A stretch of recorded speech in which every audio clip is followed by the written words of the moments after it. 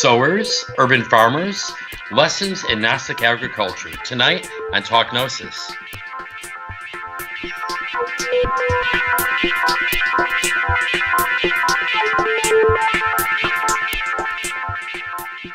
Welcome to Talk Gnosis for November 6, 2013. I'm Bishop Ken Canterbury, and joining me tonight, as usual, is my lovely co-host, Bishop Lainey Peterson. How are you this evening, Lainey? I'm wonderful. How are you, Bishop Ken? I'm doing really, really good. Well, hopefully we've got some viewers joining us on YouTube. Make sure that you fill out any comments there. We deeply appreciate them, and we always try to get back. We've got a really interesting, I think, discussion tonight. We are continuing the series on the Gospel of Thomas tonight with verse 9. And I think many of our viewers really enjoy these Gospel of Thomas discussions because it's probably one of the most famous of all Gnostic Gospels. You've seen it in a variety of movies being quoted. It is probably one of the most written about Gospels. There's just a great amount of information out there. But let's dive into it. You know, in verse 9, Jesus says, "Look, the sower went out, took a handful of seeds, and scattered them. Some fell on the road, and the birds came and gathered them. Others fell on the rock, and they didn't take root in the soil and didn't produce heads of grain. Others fell on thorns, and they choked the seeds, and the worms ate them. And others fell on good soil, and it produced a good crop. It yielded 60 per measure and 100 per measure." Interesting scripture. And what I find very interesting about this scripture is that we find a similar account in all of the canonical Gospels. We absolutely do, in the Synoptics. Absolutely. And that's not uncommon with the Gospel of Thomas at all. There are several similar parables and verses and stories and whatnot. And what's interesting to me is the Gospel of Thomas. You'll even hear about it in Orthodox, not Eastern Orthodox churches, obviously, but in standard Christian churches, you will find people talking about the Gospel of Thomas. Even I remember having some books where Bible verses were regularly compared to the Gospel of Thomas because many people think that a lot of Jesus's authentic teachings did end up in the Gospel of Thomas, even if those people don't accept the Gospel of Thomas as being inspired. You know, just kind of an interesting side note, and you and I and Father Tony were discussing this briefly before the show, but I think that a lot of this does kind of point to the Saint Gospels of Q on kind of being kind of an origin for many of the sources of the Gospels.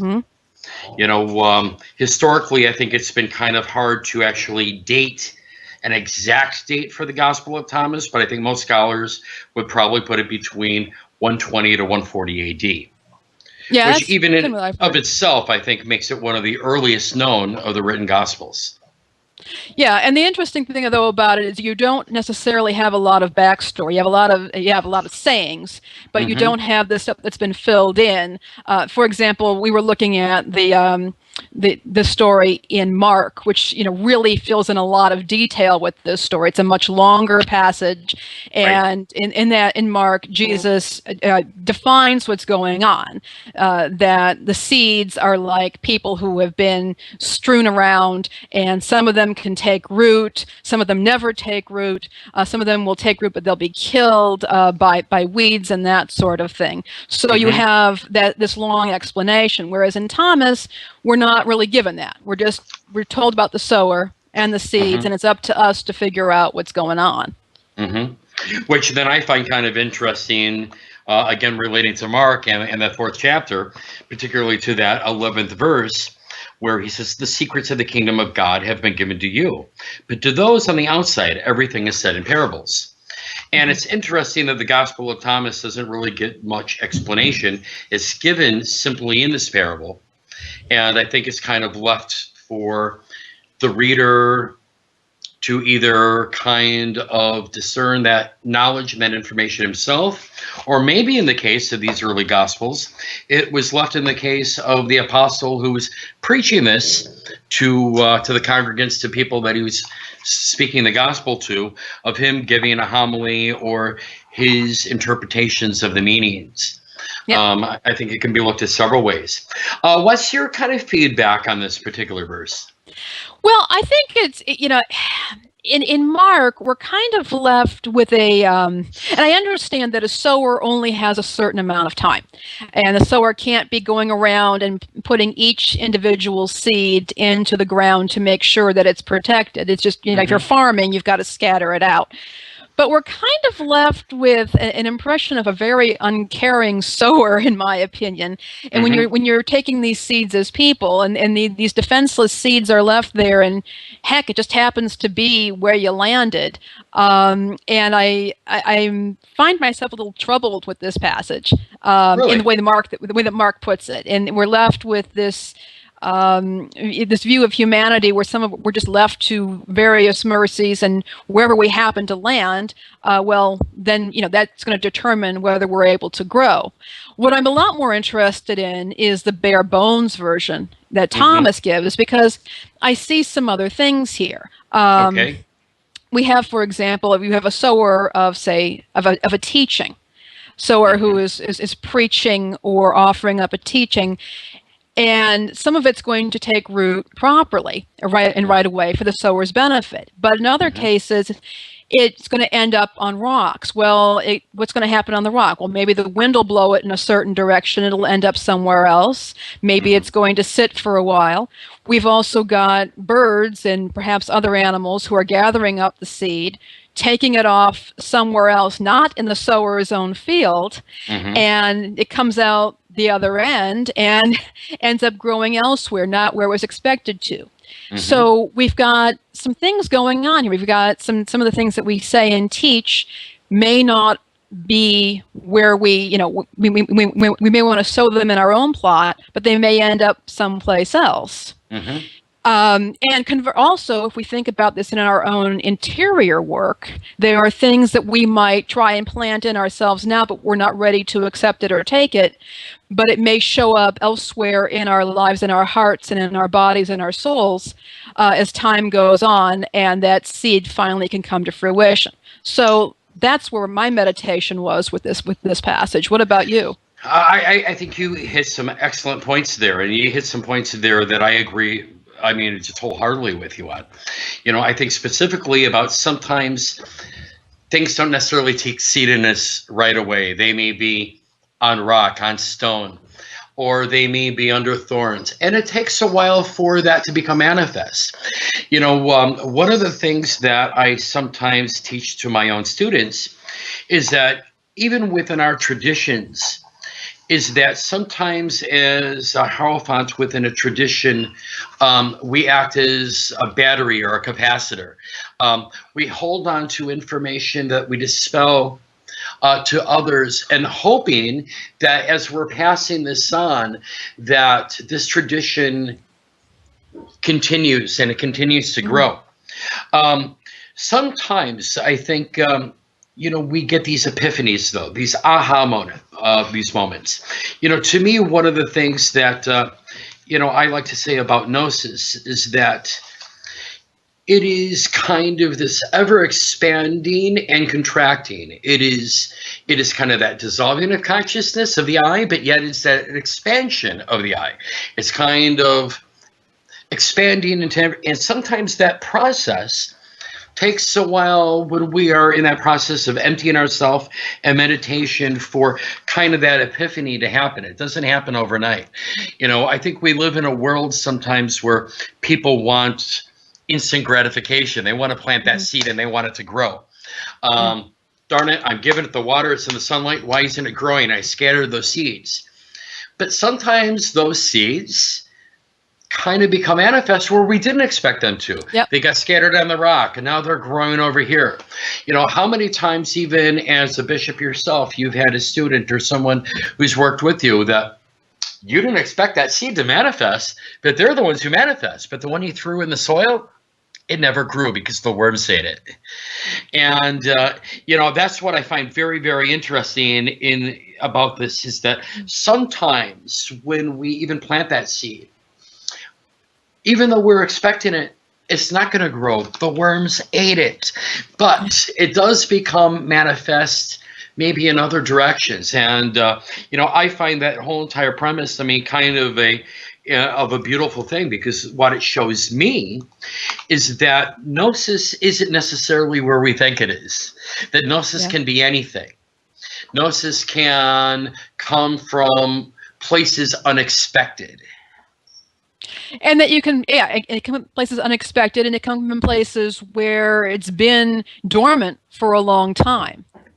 But the person, an individual or a community, may not yet be ready for it, and then becomes, over time, the weather conditions. There's fertilizer. What does a worm do?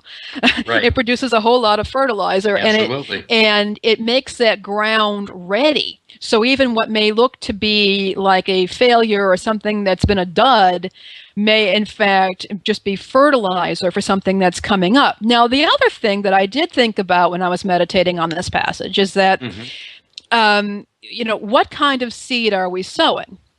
Is there good seed? Is there bad seed? And, I can be saying, well, if I'm sowing bad seed, it's just here on my plot of land. But we know from this, that's not the way it works. That seed can end up in various places. So there's the bad seed as well. And what we have here is a sower that has something in his or her hand. But once that's tossed, the control is gone. That seed can take on a life of its own. And it becomes part of a larger ecosystem. So for me, it reminded me that I need to be careful with what I'm sowing, at least for me, not just in terms of anything that I might say or that I might teach to others, but also into my interior life. I think, again, you've brought up some excellent points there.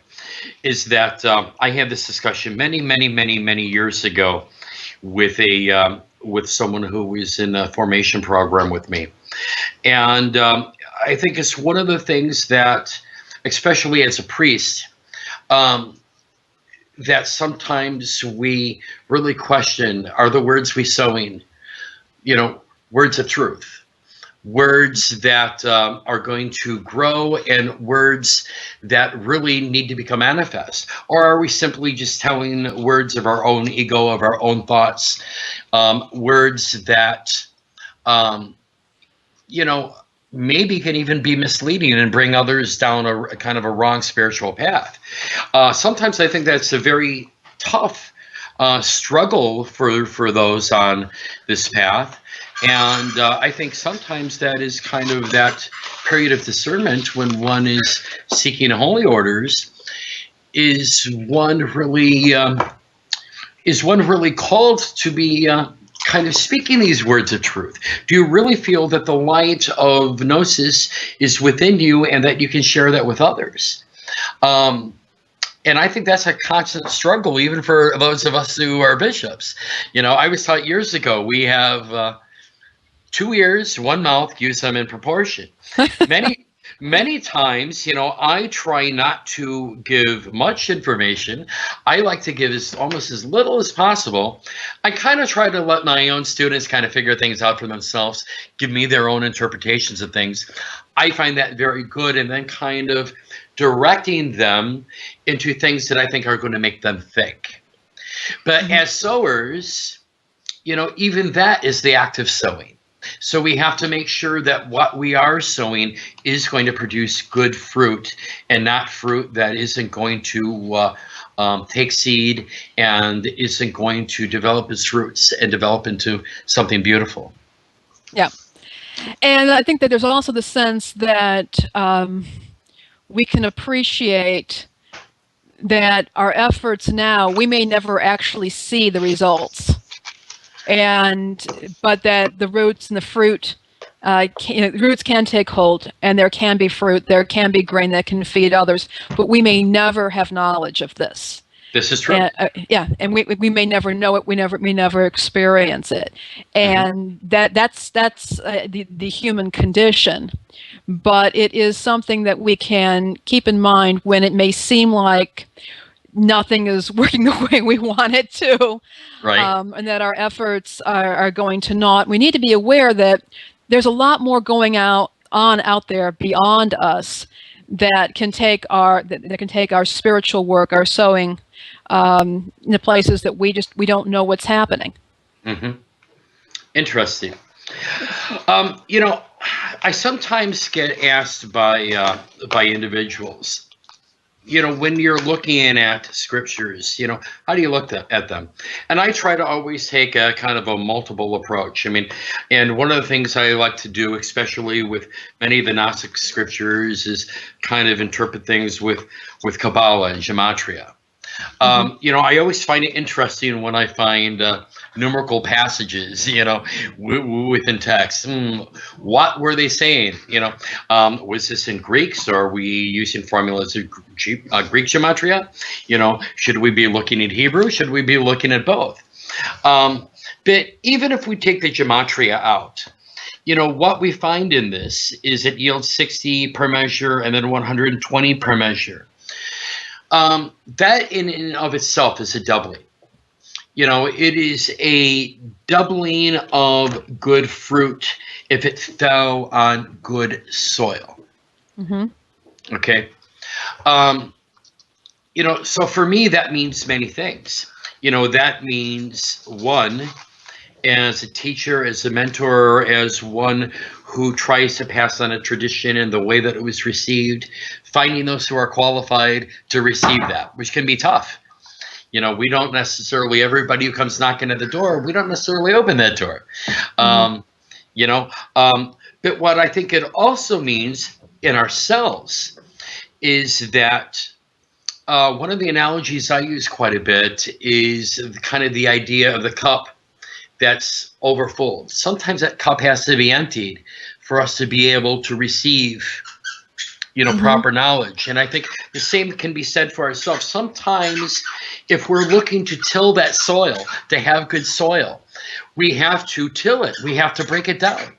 We have to break down our own perceptions, our own illusions. Mm-hmm. We have to break down our own maybe knowledge of things that we thought in our mind was right.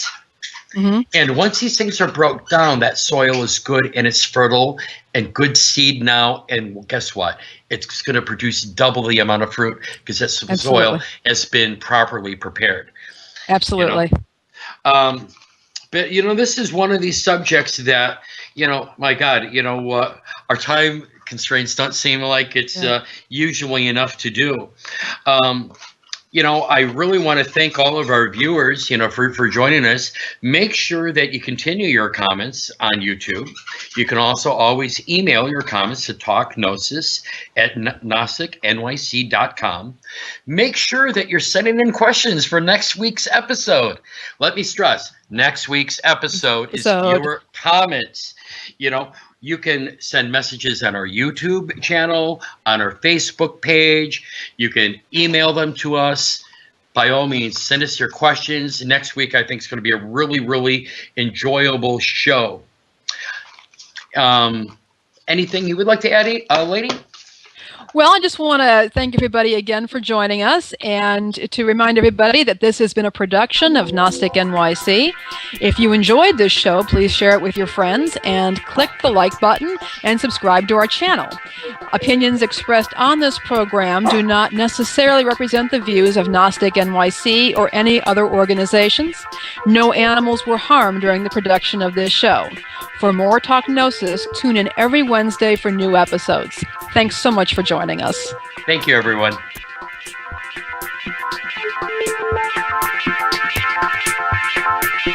Thank you.